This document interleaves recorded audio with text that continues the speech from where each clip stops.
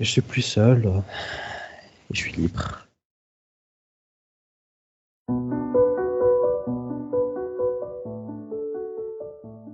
Le malheur n'est jamais pur, pas plus que le bonheur. Mais dès que l'on en fait un récit, on donne un sens à nos souffrances. Tout homme blessé est contraint à la métamorphose.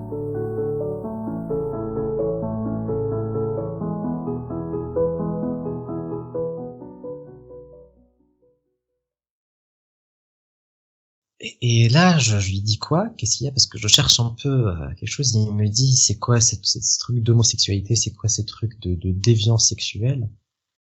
Et il me dit, tu sais, ça c'est haram. Et je lui dis pourquoi. La première chose que j'ai envie de demander, c'est pourquoi. Il me dit, bah parce que c'est haram. Bah c'est haram parce que c'est haram. Et là, c'est la première chose qui. Alors, après, il me demande, il me pose la question. Il me dit, est-ce que t'es homosexuel?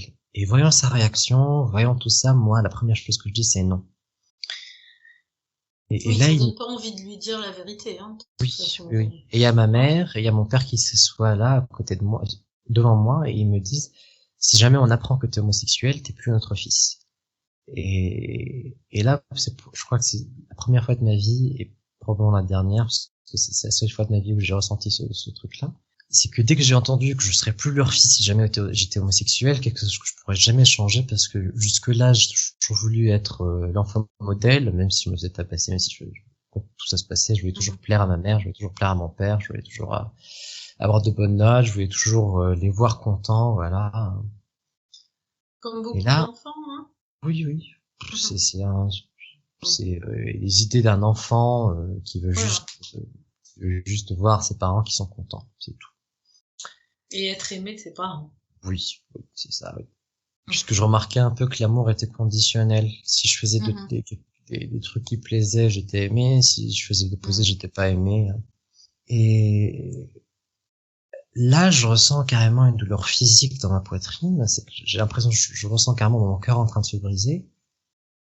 Et là, je suis réduit au silence parce que je peux plus parler directement parce que c'est une douce. J'ai mal à la poitrine. J'ai le ventre qui se retourne, j'ai plus envie de parler. Et là, il y a ma mère qui prend ma défense en disant, il sait pas sur quoi il est tombé, c'est tout. J'ai l'impression qu'elle me donnait un fil auquel elle me raccrochait pour le suivi de la conversation. Et elle lui dit, faut lui expliquer. Et là, mon père essaie un peu de me dégoûter de l'homosexualité en me disant, tu sais, ces gens-là, ils ont le sida, les maladies pullulent avec eux. Dieu, il a créé le sida, il a créé tout ça pour les punir. Et ma mère dit, oui, tu sais, ça, c'est Juno d'Allah. Juno d'Allah, c'est les soldats de Dieu. Les soldats de Dieu qui sont venus punir les homosexuels pour la manière dont ils ont été créés, apparemment. Et là, quand ils me disent que je serai pas leur fils, c'est quelque chose que je pourrais jamais changer, ça me détruit. Ça me détruit carrément. Parce que toi, tu sais que tu peux pas changer ça. Je sais que je pourrais pas changer, et c'est là que j'ai envie de dire, c'est là que je débute la dégringolade vers des pratiques qui sont plus sombres l'une que l'autre, qui sont plus destructives l'une que l'autre. Et sur ce même, je continue quand même de fréquenter cette application de par mon téléphone, et puis on saute rapidement, ces gens-là sautent vers Skype, puis sautent vers Facebook. Et il y avait toujours des conversations, il y avait toujours beaucoup qui se passait. Et après cette conversation que j'ai eue avec mes parents, à quel point ça m'a démoli, je suis resté 3 jours dans mon lit, sans manger, sans boire, sans avoir le désir de me lever, en fait. Et je me souviens d'un moment où ma mère est entrée dans la chambre, elle est entrée, en fait, chaque matin dans la chambre, dès le matin, en me voyant, et là, je lui en veux un peu, quand même. Parce que là, elle voit son fils qui est complètement démoli, qui n'a même pas la lueur de vie dans ses yeux. Là, je me souviens, en voyant sa perspective. Désespéré, tu manges pas et tu restes au lit pendant 3 jours. Oui. Et là, quand elle vient ce matin, elle me dit, est-ce que t'es toujours perverti? Chaque matin, elle vient, est-ce que t'es toujours perverti? Elle me dit ça en arabe, elle me dit, Mazalou Raslimik Mork, Blurmaj. Et là, je réalise, qu'est-ce que j'ai fait pour mériter ça? Et chaque matin, j'ai envie de dire, je pleurais tout le temps, en fait. J'arrêtais pas de pleurer parce que ça m'avait démoli, ça m'avait détruit.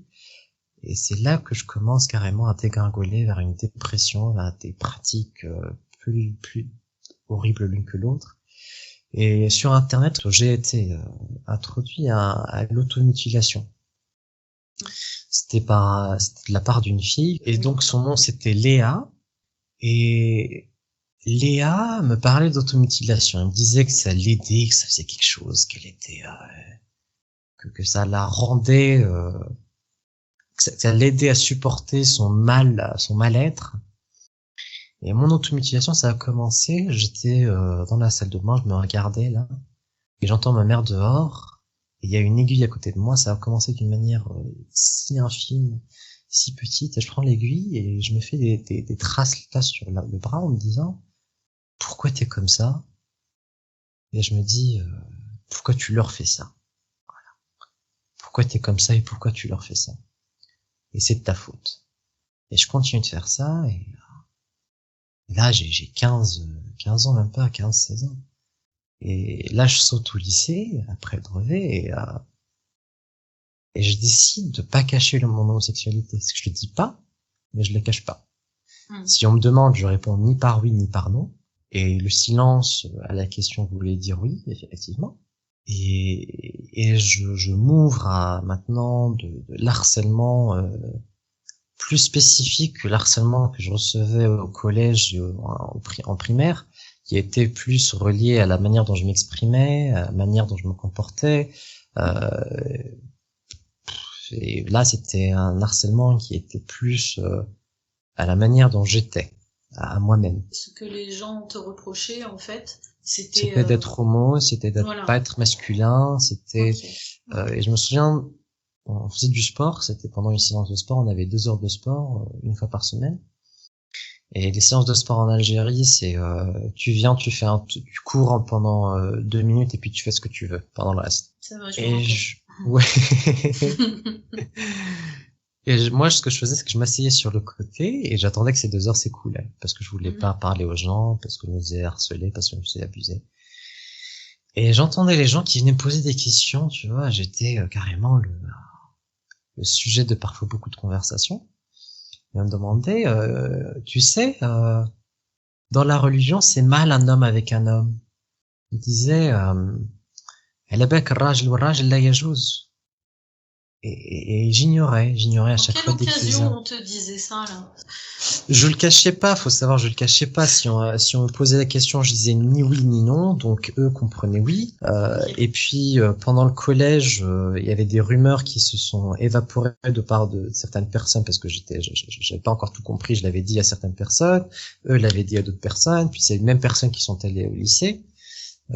Et la rumeur continue d'évoluer au moment et les gens font le lien avec mon comportement qui n'est pas un comportement stéréotypique homosexuel aussi, mais c'est que voilà, apparemment ça s'est fait. Je sais pas comment parce que moi j'ai pas eu de comportement stéréotypique, mais faut avouer que parfois j'étais plus avec des filles, je voulais pas trop parler aux mecs. Si je regardais parfois les mecs un peu d'une manière admirative, un peu, mais pas admirative pour le comportement ou pour la personne, plus admirative physiquement, tu vois. Et eux le voyaient. Et du coup, je me faisais harceler pour ça. Et l'harcèlement avec ce qui se passait à la maison, ça m'a envoyé dans une dégringolade impossible. J'ai commencé à fumer. J'ai commencé à faire des abus de substances. J'ai commencé je suis tombé davantage plus profondément dans l'automutilation. À tel point que ça avait commencé avec des aiguilles, ça a fini par des lames de rasoir que j'achetais avec 5 dinars au kiosque pour rentrer chez moi et me balafrer les bras en me disant c'est ma faute, c'est moi qui me suis fait ça. Et d'un côté, il y a la religion qui joue un rôle, parce que c'est vers cet âge-là que je me dis, mais j'ai été créé comme ça, en fait. Que Dieu m'a créé dans la meilleure des images, et que là, il est en train de me dire que l'image dans laquelle il m'a créé est une image de péché, est une image une image qui mérite en fait d'être tuée carrément, une image qui mérite d'être sanctionnée. Et là, je commence à faire des petites recherches sur Internet tout en priant chaque nuit, chaque soir. Je priais pour me relever le lendemain et être hétérosexuel. Et voyant que ça ne se passait pas, je me souviens à 15 ans, j'étais à ma porte, je chialais. Et là, je finis par pleurer toutes les larmes de mon corps, là, et je finis par fixer un point, là, un point dans le vide. Et je me dis, il serait peut-être mieux que je meure, en fait, parce que je sais que si je continue dans ce chemin-là, mon homosexualité va pas disparaître. Je vais être homosexuel pour toujours. Mais pour faire disparaître ton homosexualité, il faut que tu disparaisses, en fait. Il fallait que je disparaisse, il fallait que je meure, en fait. C'était en finale la conclusion de tout ça. C'était la conclusion. Et là, j'avais commencé par prier pour changer, là je commence à prier pour mourir. Et en parallèle, avec tous les questionnements que j'avais, je commence à faire des recherches sur Internet sur le sujet de l'islam, sur tout ça. Et je finis par tomber sur une page Internet, sur une page Facebook que je rejoins, c'était un groupe, et ça s'appelait Les Athées d'Algérie. Et les athées d'Algérie, j'imagine, j'étais un peu, ils partageaient des trucs, et là je me disais, mais oui, c'est vrai ce genre de choses, pourquoi j'y ai jamais pensé? Des sujets sur l'islam, qui en fait évoquaient en moi une sorte de questionnement que je n'avais jamais eu auparavant. Et chaque fois je me disais, mais c'est vrai en fait, pourquoi est-ce que personne ne parle de ce genre de sujet? Et vers 16 ans, à 16 ans, toujours en tournant, avec automutilation, abus de substances, fumée, tout ça, tout le tralala. Je finis par sortir du cybercafé parce que j'avais une heure creuse, et je marche dans la rue, là, après avoir fait des recherches entières, et tout ça, ça faisait du sens, en fait. C'était logique. C'était logique. Ce qu'il disait, c'était logique. Ce qu'il publiait sur cette page-là, c'était logique. Et je finis en fait par me dire, maintenant je suis athée. Voilà. Je marche dans la rue là et maintenant je me dis je suis athée. C'était ma propre manière pour moi de m'officialiser, et je le dis pas à haute voix. Et je continuais de croire en Dieu, en l'islam en fait. Je me dis je suis athée mais je crois en l'islam, ce qui était un peu con. On bricole au départ, on bricole. Oui. C'est normal. Et je réalise aujourd'hui, à l'époque je l'avais réalisé aussi, hein, que mon apostasie, c'était une apostasie de défiance plus qu'une apostasie logique. C'est que je me disais qu'aujourd'hui, si je veux vivre ma vie, parce que je n'aurai qu'une seule, je n'aurai qu'une vie sur cette terre, si je veux vivre ma vie comme je le veux, et que dans l'au-delà je me fasse torturer pour le reste de l'existence, le reste de l'éternité, je me dis qu'au moins je vais pas regretter d'avoir vécu comme je voulais vivre. Alors à cette période où tu découvres l'existence d'une communauté athée algérienne, et durant laquelle tu échanges avec ses membres, tu es donc au lycée, et cette période-là est ponctuée d'événements assez significatifs en lien avec la religion. Oui. Est-ce que tu peux nous en dire quelque chose ? Au moment où je découvre la communauté athée algérienne, moi je savais un peu ce que c'était un athée au début, hein. Je me posais la question, qu'est-ce que c'est qu'un athée, hein. Et j'avais pas le réflexe de googler à l'époque, on googlait très rarement, tu vois, internet c'était plus pour les études, tout ça. J'étais jamais calé internet aussi, parce que moi internet on l'a eu quand j'avais 13 ans. Voilà, hein.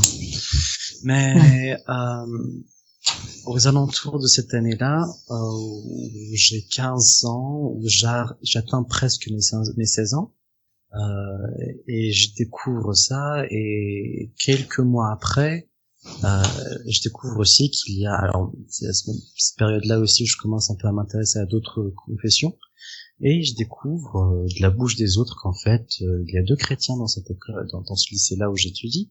Wow. Et oui, l'un était syrien, je le connaissais depuis ma première année, je savais pas qu'il était chrétien, hein. dans ma tête tout le monde en musulman à 100%, qu'il n'y avait pas la possibilité d'avoir un chrétien. C'était la terre des musulmans, que mis à part Israël où il y a des juifs, il y a rien d'autre. Je découvrais après que l'Égypte il y a les Coptes, qu'en Syrie il y a les Assyriens, etc. Tu vois. Et donc ce Syrien-là, il est assyrien. Il rejoint le lycée. Je découvre qu'il est chrétien.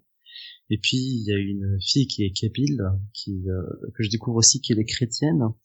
Puis je découvre aussi, on me dit, il faut pas s'approcher d'eux. Hein, dès qu'on me l'a dit, donc faut pas s'approcher d'eux. C'est les koufars, c'est des gens qui sont contre nous, tu vois. Puis ils me disent non, c'est des espions des sionistes. Si c'était des histoires, tu vois, de la bouche des lycéens, des étudiants, des gamins plutôt. Après, je peux te dire, n'importe qui dirait que c'est des sionistes aussi. Les gens qui sont pas musulmans, c'est des sionistes. Ben oui, bien sûr, toujours. Ça marche à tous les coups, ça. Ouais, c'est ça. Et ces deux chrétiens-là, je découvre aussi qu'il y a beaucoup d'abus envers eux au final. Je me demandais toujours pourquoi la fille était toute seule. Je me disais bon, voilà, parce qu'elle était beaucoup plus francophone qu'arabophone, tout comme moi. Je crois que c'est cette période-là où tous les francophones commençaient à se disperser, ils partaient et on en voyait de moins en moins. Parce que soit ils allaient en France, soit ils partaient vers d'autres villes là. Parce que la ville commençait un peu à s'intensifier, c'était devenu trop religieux pour presque tout le monde. Et au final, il y a les attentats terroristes de Charlie Hebdo. Moi, dès que j'entends parler, que je vois, j'ai pas envie d'entendre, j'ai pas envie de savoir, j'ai pas envie. Je me dis non, faut pas entendre, faut pas parler. C'est peut-être une habitude que j'ai reçue de ma mère, qu'à chaque fois qu'il y avait une mauvaise nouvelle, on éteignait la télé, tout ça. On voulait jamais entendre les mauvaises nouvelles. On vivait dans un monde où on créait ce qu'on voulait voir en fait. Notre point de vue, c'était le point de vue qui s'appliquait. Les attentats de Charlie Hebdo, on commence à parler de ce terme-là que moi j'avais jamais entendu parler auparavant. C'était le terme musulman modéré. Et ma mère, là, je l'entends parfois qui discute avec mes tantes, qui chez mon père, qui dit musulman modéré, ça n'existe pas. Ça n'existe pas musulman. Soit t'es musulman, soit tu l'es pas. Musulman modéré, c'est quelque chose que les koufars ont créé. C'est elle qui disait ça? C'est elle qui disait ça? Ouais, c'est elle. Elle disait les musulmans modérés, c'est quelque chose que les koufars ont créé pour éloigner les gens de la religion. Puis elle voyait dans la télé des musulmans non pratiquants, ce genre de terme, musulmans non pratiquants, musulmans modérés. Et elle, ça l'horrifiait. Elle disait c'est impossible, c'est pas des musulmans. Ils ont été pervertis par l'Occident, ce genre de choses. Et autour de moi, il n'y a aucun soutien aux victimes de l'attentat, en fait. Aucun. On dit toujours c'est leur faute, ils auraient pas dû faire ça, ils ont insulté l'homme qu'on aimait le plus, ils l'ont dessiné, on dessine pas le prophète. Et je tombe aussi sur des vidéos sur Internet d'une comédienne qui est assez connue, je sais plus son nom, elle est tunisienne. Je sais plus son nom, j'ai un problème avec les noms, moi, j'ai toujours eu un problème avec les noms. Je vois pas qui c'est. Et qu'est-ce qu'elle dit, cette comédienne tunisienne? Elle a un petit court-métrage avec son amie française, là, où elle vient la visiter. La française est trop horrifiée de voir des musulmans, voilà. Et elle lui parle des attentats de Charlie Hebdo, la française. Et la tunisienne lui dit, mais non, écoute, ils ont insulté l'homme que j'aime le plus au monde. C'est ton mari, déjà? Non, non, c'est l'homme qu'elle aime le plus au monde, c'est quelqu'un qui est mort il y a 1400 ans. Et je me dis, ok, même en France, il y a ça. Voilà. Et puis, très peu de temps après, il y a eu une manifestation au lycée, et c'est là que je perds le contact avec le Syrien et la fille, là, la Kabyle.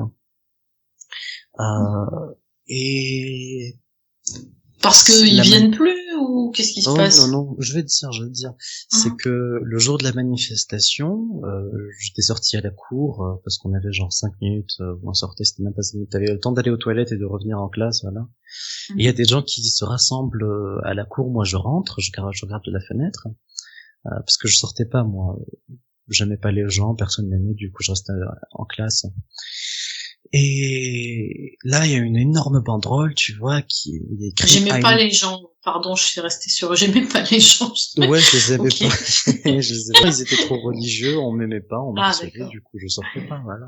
Je Pourquoi comprends. sortir pour juste m'exposer à plus d'harcèlement, m'exposer à plus d'insultes, voilà.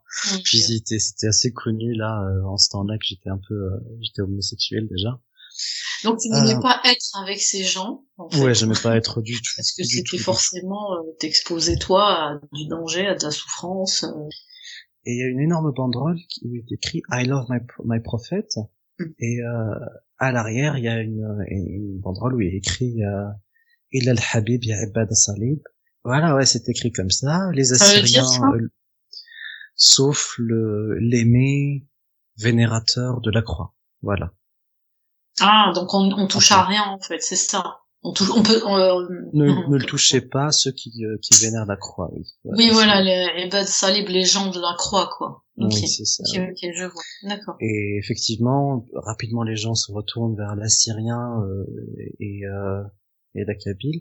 La Kabyle est traitée de tous les noms, mais à un point inimaginable.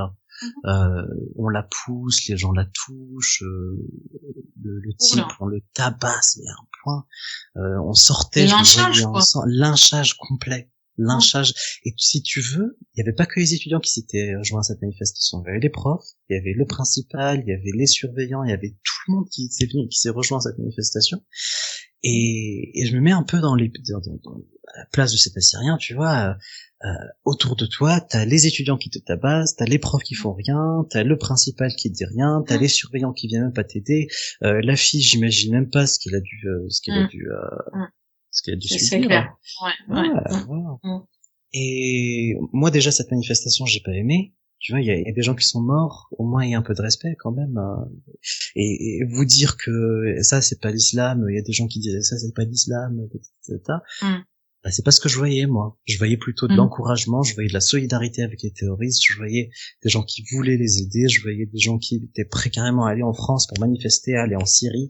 J'avais aussi un autre ami je réalise après, parce que j'étais sur Facebook aussi, et il était très très très solidaire avec les terroristes, à un point où il avait posté sur Facebook une fois, ça si jamais tu le postes aujourd'hui en France, t'es arrêté sur le coup, hein, tout le monde t'es mis sous surveillance. Lui il avait posté Allahumma ighris fi qalbi Europa al-khawfa min al-muslimin.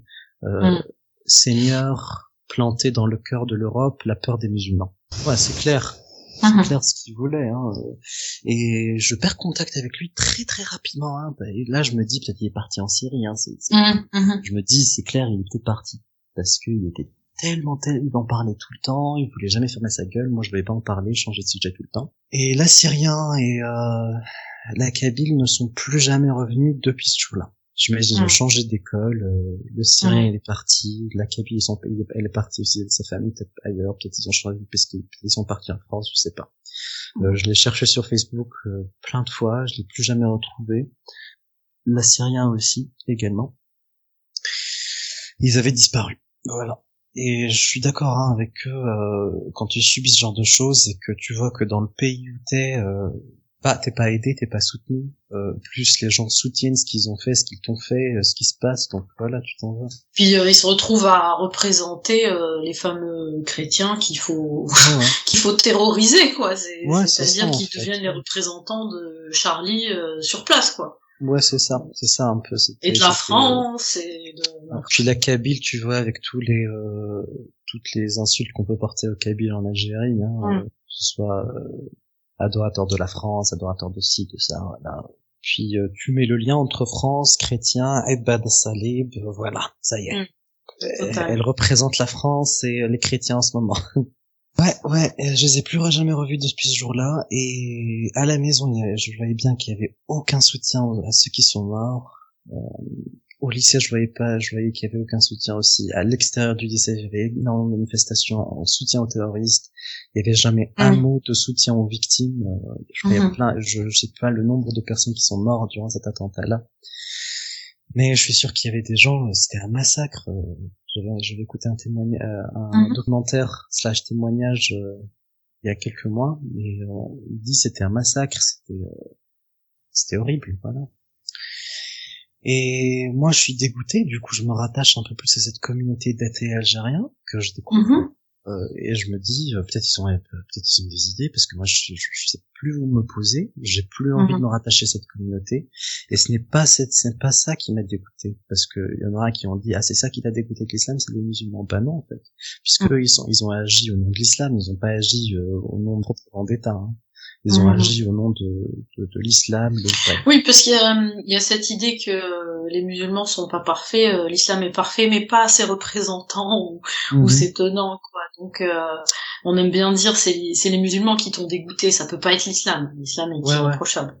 Moi, c'est ce que ma mère dit souvent, hein. Parce que quand je suis parti à l'université, quand je suis sauté à l'université, parce que on m'a interdit d'aller à une université qui était trop éloignée de la maison. On m'a interdit. On m'a dit j'allais partir à Tizi pour l'université et il y avait ma mère et mon père qui m'ont retenu. Ils m'ont dit on sait pourquoi tu veux y aller. Moi j'avais aucune idée, je voulais juste y aller étudier. C'était quoi son idée? J'y suis pas allé. J'y suis pas parce que je voulais boire, parce que je voulais faire la fête, parce que voilà, hein, c'est tout. C'est les idioties de ce genre. Tu voulais être libre. Ouais, la liberté, voilà. C'est au final, c'est cette haine de la liberté.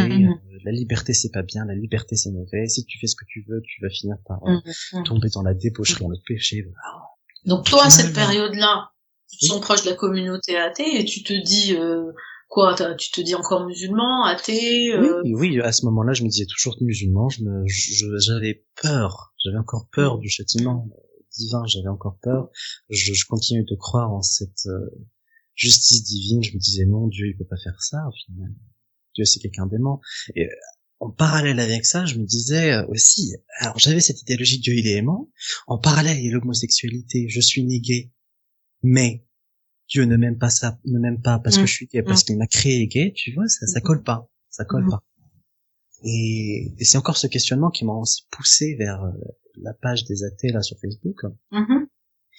Et je balais vers le bas, je continue de lire post par post, hadith qui est complètement barbare, histoire qui est dégueulasse, méfait du prophète, le Coran qui n'est pas parfait au final. Des choses qu'on n'apprend pas à l'école, hein, parce que des choses qu'on te dit jamais en fait. C'est pas qu'à l'école, on te dit jamais. Oui. On nous dit ce qu'on doit penser de l'islam, mais on n'étudie pas ce qu'il y a dans l'islam. On doit dire que c'est bien, et on doit réciter par cœur des sourates et des hadiths et tout ce qu'on veut, mais il n'y a pas vraiment de réflexion sur ce qui s'y dit en fait dans l'islam. Pas que, parce que il y a clairement aussi une haine de l'autre, parce que durant les cours de sciences islamiques qui étaient obligatoires à l'université, au lycée, moi dès qu'il y avait sciences islamiques, je m'asseyais toujours à la première place tout seul.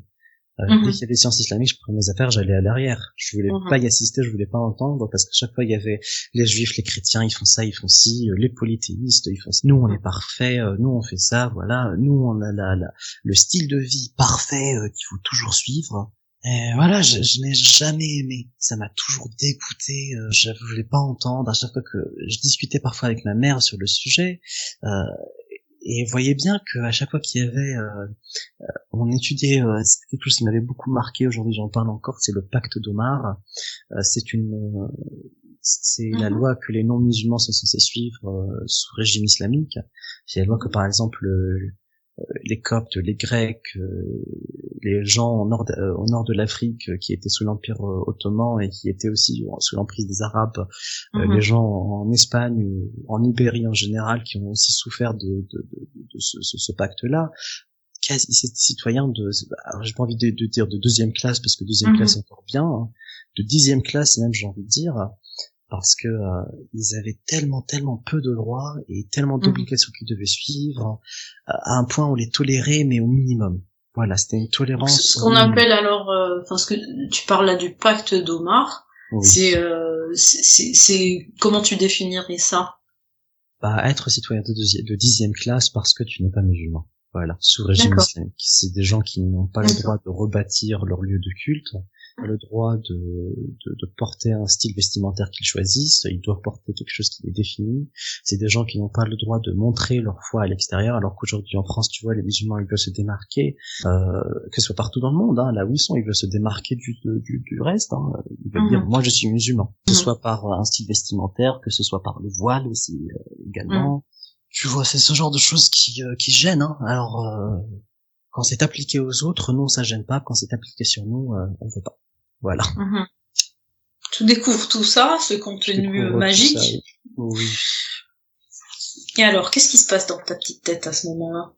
Ouais, je suis choqué, hein. Tu vois, je me pose tellement de questions, tellement. Et là, je me dis, voilà, j'ai les réponses devant. J'ai pas envie à ce moment-là, je suis assis devant ce PC-là, sur un cybercafé. J'ai pas envie de me dire, pour une fois dans ma vie, je me dis non, je vais lire, je vais voir ce que je me cache tout le temps, les choses que j'ai pas envie de lire, les choses que j'ai pas envie de voir. Je lis tout, je fais mes propres recherches de mon côté, et là je perds pas la foi je l'ai toujours, mais je perds tout ressentiment d'attachement envers l'islam. Tout attachement que j'ai, et je sors du cybercafé, j'avais 1 heure creuse, 2 heures, je sais plus. J'ai probablement 2 heures parce que j'ai passé un bon moment là-bas. Et je sors et je marche dans la rue, là, en revenant au lycée, et je me dis, là, pour la première fois, je le dis dans ma tête parce que j'ai pas envie de le dire à voix haute. Peut-être que je le murmure tout bas. Je dis, maintenant, je suis athée. C'était ma petite manière de me le dire à moi-même, de l'officialiser. Alors, je croyais toujours en Dieu, je croyais toujours en l'islam, mais je me disais qu'on athée. Alors, c'était peut-être les débuts, là, l'ignorance. Mais aujourd'hui, l'apostasie que j'ai faite, au départ, je la considère comme une apostasie de défiance au lieu d'une apostasie réelle. C'est-à-dire que je me suis dit, maintenant, soit j'ai 2 choix, soit vivre ma vie comme je l'entends, et finir en enfer sans regret, mais avec des souffrances qu'au final, ça en vaut la peine de vivre comme on veut. Parce que j'ai qu'une vie au final. J'ai le choix de rester musulman, d'appliquer ce qu'il faut que j'applique, de finir au paradis peut-être, et d'avoir un tas de regrets. Et je me dis, j'ai jamais vécu la vie que je voulais vivre. Et alors, qu'est-ce qui l'emporte? Je vis ma vie comme je veux et je finis en enfer. C'est tout. C'est-à-dire que tu croyais encore à l'enfer et tu t'es dit, j'y croyais encore. Oui. Bon allez, bingo, on y va. On y va. Oui, je me dis on y va, je suis prêt. Parce que là, je suis dans un dilemme impossible en fait. Que je suis gay, je le serai à vie. Ça va pas changer. Et ce dilemme, restant là, ce genre d'apostasie de défiance, ça reste pas longtemps parce que à 18 ans, je commence un peu à m'intéresser à d'autres confessions parce que je croyais toujours en Dieu à ce moment-là. J'avais quitté toute relation que j'avais avec l'islam et je me sentais tellement perdu. Je voulais toujours finir au paradis en fait. C'est ça, je voulais toujours être au paradis quoi qu'il arrive. Parce que à cet âge-là, on a encore peur d'enfer, on a encore peur de la souffrance éternelle, on te raconte des histoires, on te dit que tu vas manger du pu et que ça va exploser dans ton estomac et que... Oui, les descriptions, voilà, les salles des tortures du Moyen-Âge, quoi, pour l'éternité, quoi. Et j'arrive là, vers...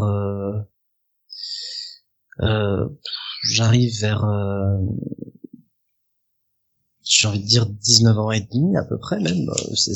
J'atteins l'été de 2019 ou 2018 plutôt. Et là, il y a encore une fois, mon père s'absente et ma mère a des doutes pour la première fois de sa vie apparemment. Et elle appelle le chauffeur parce que mon père, il avait un chauffeur puisqu'il avait commencé à travailler en Arabie Saoudite. Elle a des doutes sur quoi? Des doutes sur sa fidélité. Pour une fois dans sa vie, elle avait des doutes sur sa fidélité. La fidélité de ton père. Oui. Parce que tu vois, moi je me demandais si on était reparti sur ton orientation sexuelle, et pour le coup là t'es en plein changement de religion.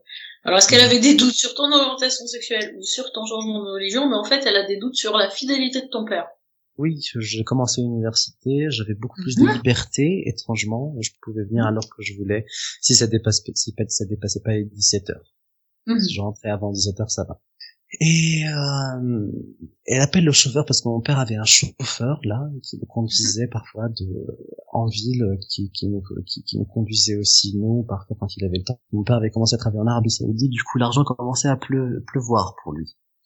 Et pour savoir, pour information, mon père et ma mère avaient un diplôme ingénieur pétrolier. Ma mère a arrêté le travail 1 an après avoir commencé parce que mon père l'avait convaincu qu'elle devait rester à la maison. Puis elle appelle le chauffeur que mon père avait supprimé tout le numéro du chauffeur, et il arrêtait pas de dire que le chauffeur c'était pas une personne de confiance, tout ça, voilà, il avait démonisé le chauffeur. Ma mère appelle le chauffeur, et le chauffeur lui dit: ça fait des jours que j'essaie de vous contacter, alors asseyez-vous parce que j'ai une information qui va vous déboussoler un peu. Et il lui dit: votre mari s'est remarié. Oui, directement. Et là, elle découvre que mon père a carrément une double vie, qu'en fait, il va au travail, qu'il revient à la capitale pour vivre avec sa deuxième femme, et qu'en fait, ils m'ont réservé 2 semaines de son temps libre. Il venait, il disait: ah, ça y est, c'est bon, on me rappelle pour le travail, et il reprenait le travail directement. Donc ma mère, elle est chamboulée, tu vois. Un peu, oui. Elle avait fait. Alors elle s'en doutait. Enfin, il y avait quelque chose qui s'est passé avant. Mais il y avait des nuits où mon père venait à ma chambre et me demandait des écouteurs. Alors je croyais qu'il voulait des écouteurs pour écouter sa musique, parce qu'il commençait vraiment à s'éloigner de ma mère énormément. Ma mère le voyait, elle blâmait toujours ça sur la sorcellerie, toujours. Ah oui. Toujours sur la sorcellerie. C'était la sorcellerie qui faisait s'éloigner. Et là, une fois, elle arrive dans le salon, et elle le voit en train de discuter, enfin, elle l'écoute en train de discuter, il dit: bisous, t'inquiète ma chérie, j'arrive très bientôt, tu vois.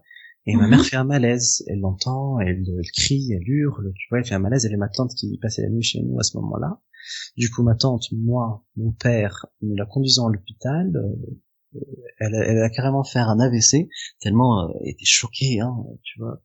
Et je la comprends, tu vis avec un homme pendant 24 ans, tu découvres à un moment qu'il est en train de te tromper, voilà. Ben oui, ça a dû la choquer.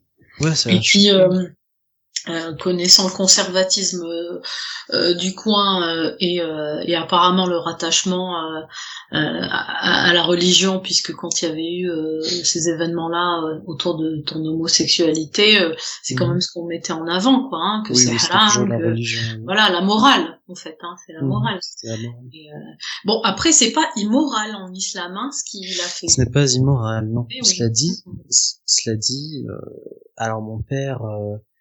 Je me souviens de moments quand j'étais jeune où ma mère lui disait, tu sais, le voisin d'un autre coin là, de là où elle vivait, avec sa famille pendant un moment, il s'était remarié, il avait 2 femmes. Et il disait, tu sais, il a 2 femmes, et là il s'offusque, il dit: ah oui, c'est mal, en fait. Puis là, je découvre, il a une 2e femme. Moi-même, alors, je suis pas content, hein, je le fais savoir, et il me claque, il me donne des coups de poing, voilà, genre: ferme ta gueule, c'est pas toi qui décide. Et on l'a conduit à l'hôpital, lui il sort dehors, il veut pas y assister, ma mère, carrément, elle pleure, mais elle chiale tellement. Alors j'ai entendu ma mère chialer énormément dans ma vie. Ma mère, aujourd'hui, je lui dis, tu devrais songer à commencer une carrière de pleureuse. Voilà. On t'appellera durant les enterrements, tu peux leur faire un petit show, voilà. C'est une blague, ça? Oui. Non, d'accord, ok. Oui, c'était une blague, oui. Ouais, mais elle pleurait, elle chialait, j'étais à ses côtés. Et elle disait qu'elle avait gâché sa vie pour un homme. Au final, on rentre à la maison. Elle veut pas dormir à la maison, elle fait ses bagages, elle va chez ma tante, je la suis, je vais chez ma tante pour dormir la nuit. Le matin, elle rentre, mon père, il s'en va, pour aller travailler, entre guillemets. Et puis, c'est à ce moment-là que je vois que ma mère, elle fait déjà, elle essaie de le ramener du côté, elle s'informe un peu sur la fille, elle appelle le chauffeur, là. Il lui dit que c'est pas une fille de famille, qu'elle a fait des choses qu'il ne considère pas comme morales. Morale, ouais. Qu'elle s'était habillée en bustier une fois, qu'elle est sortie en bustier. Tu vois, l'horreur. Horrible, c'est sûrement une mauvaise femme. Horrible, elle est sortie en bustier. Ouais, voilà.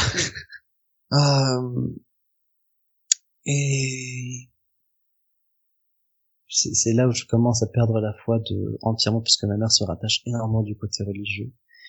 Elle prie beaucoup trop. Je vois que ses prières ne sont pas entendues. C'est à ce moment-là que je me dis, il n'y a pas de Dieu. il y a que cette vie. Et puisque j'avais étudié de la science à l'université, je me suis plus approché du côté scientifique. Je me dis, c'est juste un gros tas de cellules qui communiquent entre elles et qui avancent. C'est tout. C'est ce qu'on a. Donc en parallèle, il y a la déception des religions que tu as testées, et tu avances dans tes connaissances. Alors il y a le facteur internet qui change beaucoup la donne, hein, Oui. parce qu'on a, même par rapport, je veux dire principalement par rapport à l'islam, il y a un tas de choses qu'on pouvait pas savoir et auxquelles on n'avait pas accès avant. Après, on m'avait coupé par Internet aussi, hein. On m'avait coupé Internet, j'avais ni téléphone, ni ordinateur, ni quoi que ce soit. Pour te dire, je vivais avec le téléphone de ma mère si je devais passer un appel, le téléphone fixe si je devais passer un appel quand elle était pas là. Si j'avais une recherche à faire, je le faisais sur le téléphone de ma mère alors qu'elle regardait. Quoi qu'il arrive, il y avait ma mère pour le téléphone, pour Internet, pour quoi que ce soit.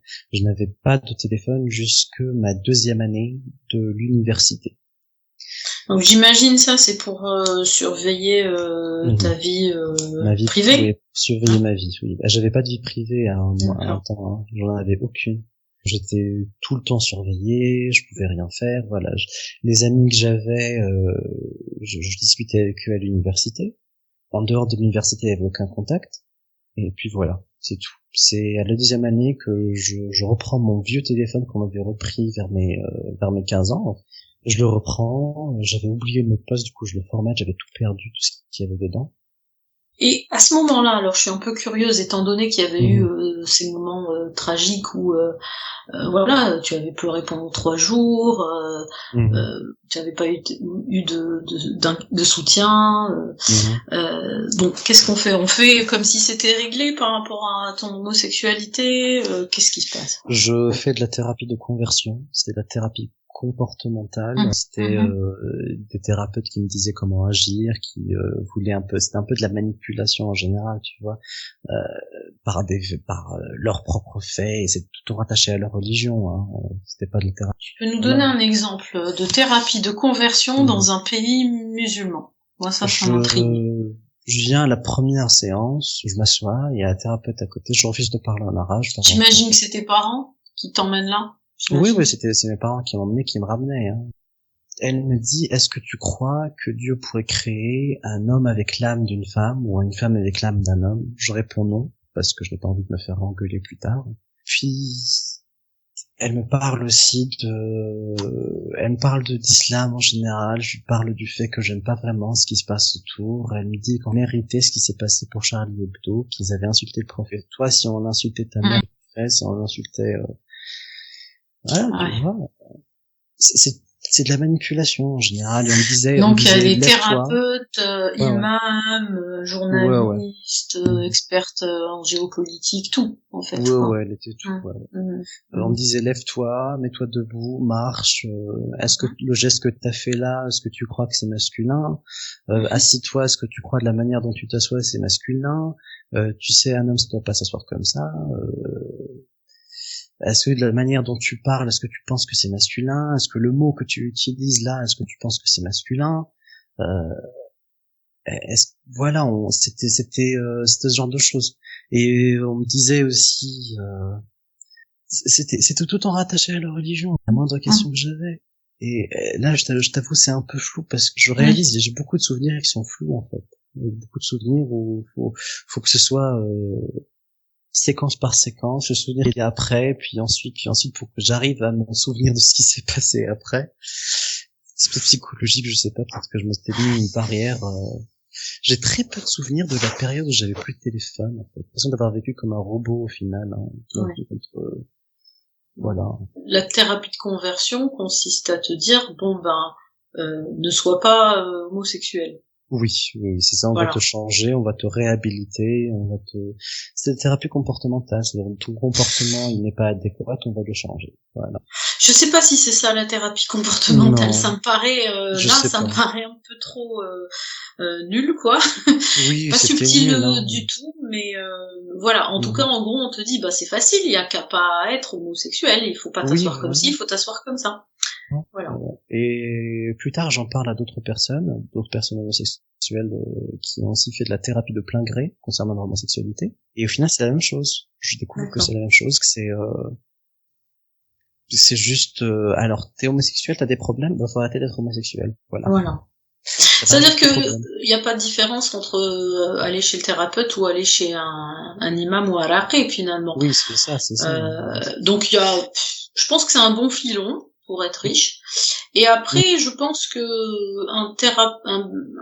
quelqu'un de compétent et d'honnête dans un pays où l'islam est religion d'État, où tu es cerné, je vois pas comment un thérapeute pourrait te dire sois juste toi-même. Il te mettrait en danger, parce que si t'es toi-même, faut s'attendre à des représailles et c'est même puni par la loi. Et puis même le thérapeute, je pense qu'il risque lui-même d'avoir encouragé la débauche et tout ça c'est puni par la loi, quoi. Donc je sais pas comment on peut exercer ce travail dans un pays où l'islam où la religion a cette place en tout cas. C'est ça. Et alors, ils sont contents tes parents de la prestation?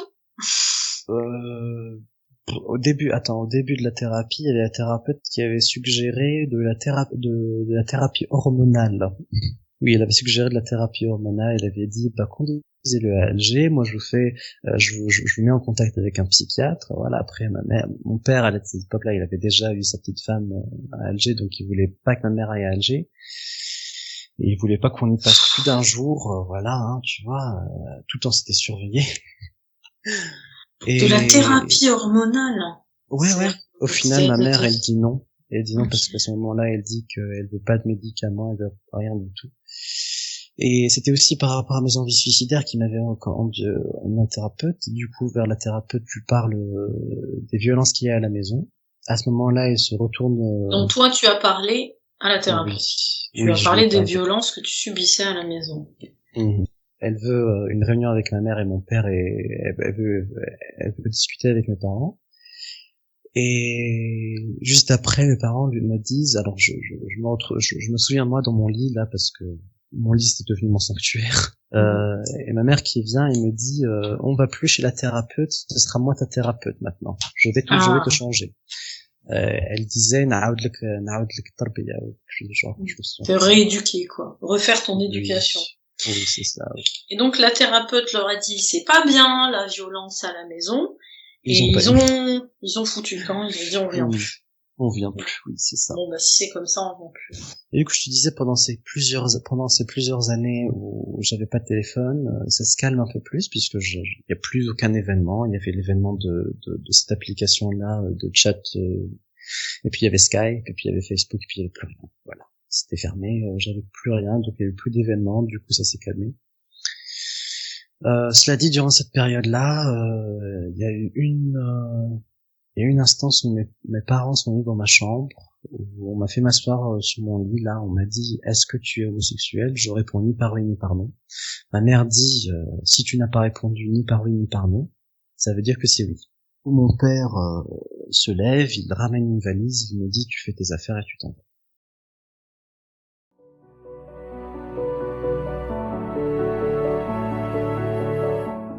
Nous ne sommes pas ce qui nous est arrivé, mais ce que nous avons décidé d'en faire.